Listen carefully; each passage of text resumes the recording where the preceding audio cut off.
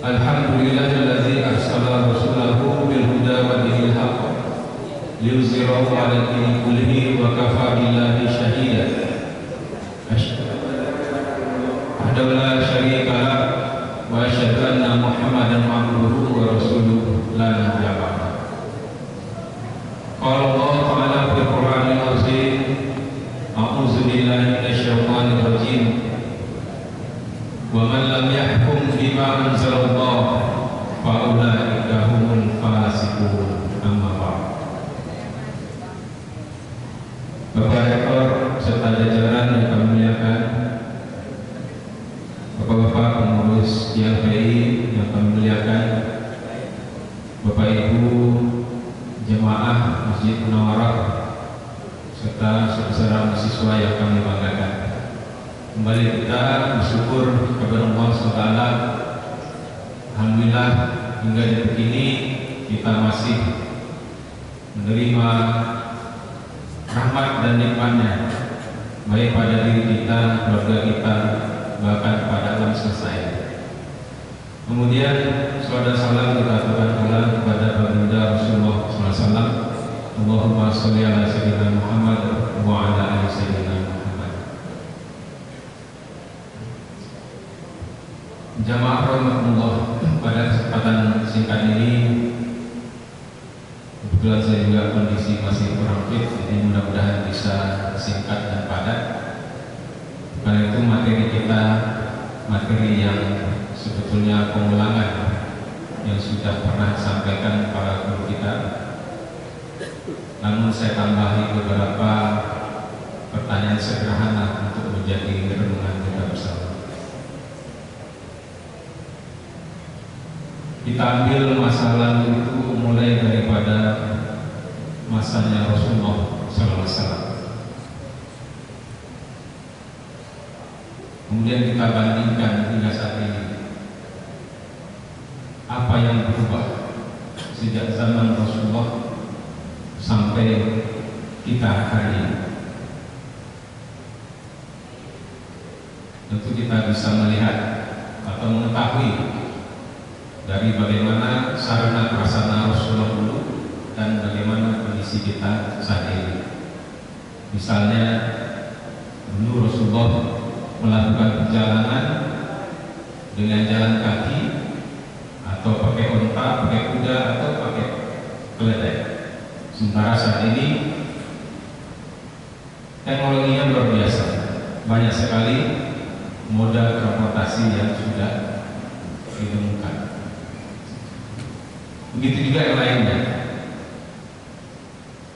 Jadi yang berubah sejak Rasul sampai hari ini itu adalah sarana prasarana. Namun demikian, sarana prasarana adalah juga bagian penting dalam kita mengupayakan meraih keridhaan Allah SWT, untuk mendapatkan surga Allah. Sarana prasarana ini membutuhkan sains dan teknologi, membutuhkan iptek. Tentulah dalam konteks kita sebagai muslim, iptek yang kita terima, iptek yang kita kembangkan itu adalah iptek yang Islami.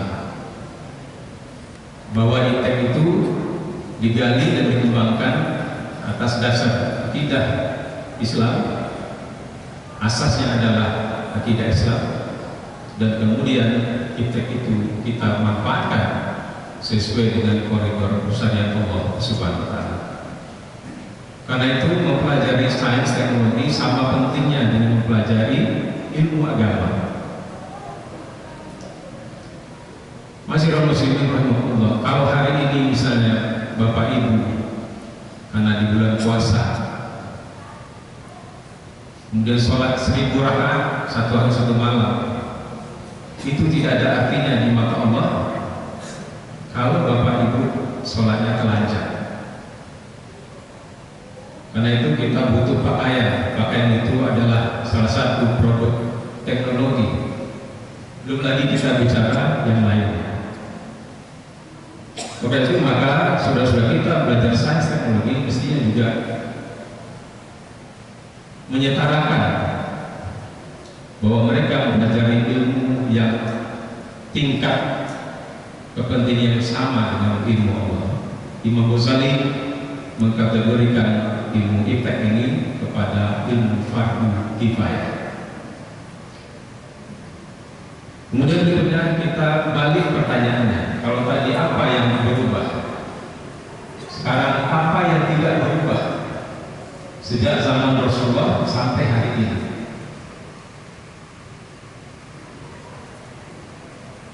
Ternyata perbuatan manusia, aktivitas manusia dari zaman Rasul sampai hari ini itu saja, pengulangan perbuatan yang sama tapi beda pelakunya.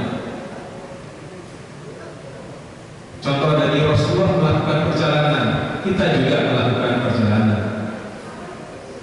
Rasulullah membina rumah tangga, kita juga membina rumah tangga.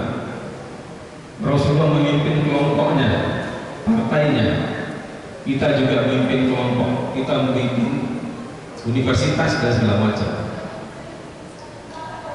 Rasulullah mencari nafkah, kita juga mencari nafkah.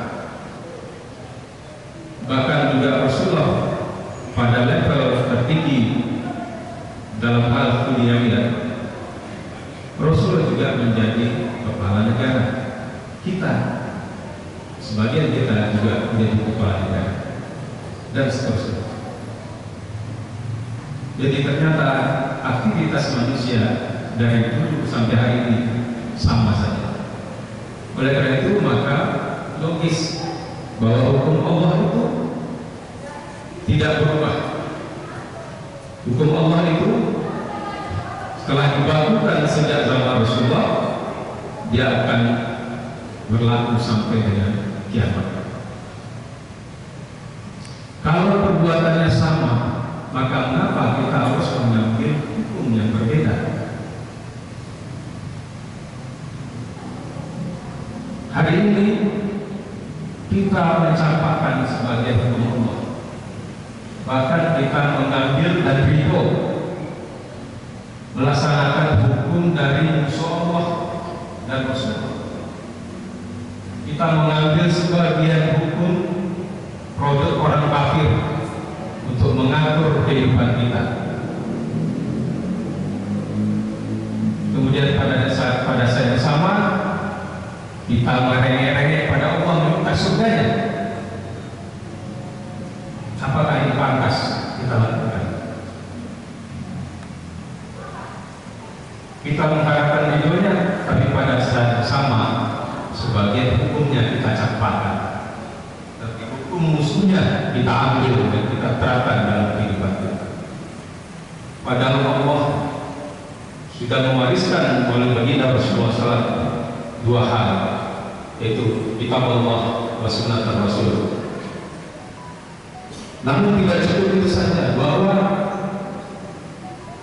kitab Allah wa sunnah Rasul, syariat Allah SWT itu bukan sekedar syariat yang hanya menempel di dalam kepala para sahabat dalam hafalan-hafalan mereka, atau dituliskan pada pelepah-pelepah rumah, batu, kayu dan segala macam, atau sekarang sudah diusahakan.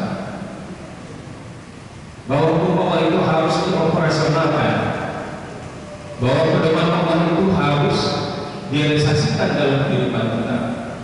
Maka kemudian Rasulullah juga mewariskan satu hal lagi yang hari ini kita capai, atau kalau tidak kita tinggalkan. Apa itu? Dalam hadis tentang kata lain, Rasulullah bersabda, dahulu Bani Israil dipimpin oleh para nabi. Setiap kali seorang nabi meninggal, dia digantikan oleh satu orang nabi lainnya. Namun sungguh tidak ada nabi lagi sesudahku, kata Rasulullah. Dan sembilan aku ada para khalifah, lalu jumlah mereka banyak. Rasulullah mewariskan suatu institusi yang bisa dengan efektif untuk mengamalkan, melaksanakan seluruh apa yang ada dalam Al-Quran dan hadis sehingga perintah Allah dalam surah Al-Baqarah ayat 28, ya ayyuhallazina amanu udkhulu fis silmi kafah, itu bisa terwujud dengan baik. Dan kemudian rumus yang Allah tetapkan dalam surat lain bahwa Islam itu adalah rahmatan lil alamin juga bisa terjawab. Tetapi hari ini tidak seperti itu.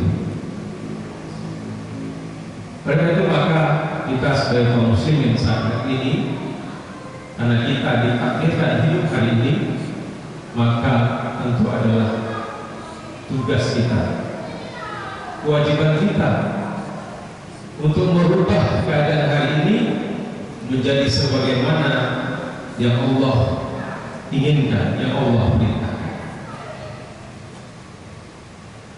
Pertanyaannya sekarang kepada diri kita masing-masing, apakah kita siap untuk mengemban tugas Allah itu? Atau kita sudah merasa cukup dengan puasa kita, dengan zakat, sholat, haji kita, bahkan umroh mungkin setiap 3 bulan? Padahal perintah Allah yang lain yang juga dimulai dari ya ayyuhallazina amanu itu tidak hanya kutiba alaikum siyam, tapi juga ada kutiba alaikumul qisas fil qatl,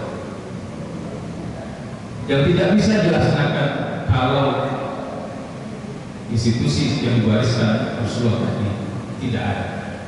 Itu dia hukum-hukum Allah yang lainnya berkaitan dengan masalah muamalah yang lainnya tidak akan mungkin kita laksanakan kalau satu lembaga yang diwariskan Rasul itu yang hari ini tidak ada, tidak kita upayakan bisa terwujud. Masih kaum muslimin rahimahumullah, ingatlah Allah juga Maha Rahman, Maha Rahim. Allah hanya memberikan 2 syarat sederhana untuk kita melakukan amal soleh. Pertama adalah yang ikhlas karena Allah, dan yang kedua dijalankan sesuai syariat. Dan Allah tidak pernah menagih apakah kita berhasil atau tidak. Hanya 2 itu yang Allah tanya, niat kita dan upaya kita. Maka dalam konteks ini, apa yang kita bicarakan pada saat ini, apakah kita sudah memasang niat untuk itu? Kalau belum, pasanglah sekarang. Kalau sudah, kemudian apakah kita sudah memulai? Apakah sudah menjadi bagian orang-orang yang menolong agama Allah supaya agama Allah ini bisa diterapkan di muka bumi secara totalitas? Posisi kita hari ini insya Allah bisa dipastikan menentukan posisi kita nanti yang akhir. Karena itu tetapkan posisi Anda berada di mana. Apakah Anda hanya menerima kehidupan seperti ini, ataukah Anda menjadi orang yang berjuang merubah keadaan? Karena Allah tidak pernah merubah keadaan kecuali hambanya sendiri yang berubah, dan rumus Allah tidak pernah berubah sampai yaumul qiyamah. Oleh itu maka momentum Ramadan ini dengan kekuatan ruhiyah kita, kekuatan iman kita yang sangat tinggi, mari kita jadikan kita menjadi bagian berjuang untuk menegakkan agama Allah, supaya agama Allah itu hadir di muka bumi secara totalitas, dan kelak pada masanya itu juga akan menjadi rahmatan lil alamin. Jangan sampai nanti kita ketika di telaga Rasul kita sudah bersusah payah mendekat, begitu sudah mendekat, tapi kemudian Rasul mengusir kita. Kenapa? Karena kita mengabaikan sebagian warisan. Fakta biru ya lil albab ma'alakum turham. Subhanallahumma wa bihamdika asyhadu an la ilaha illa anta astaghfiruka wa atubu ilaik.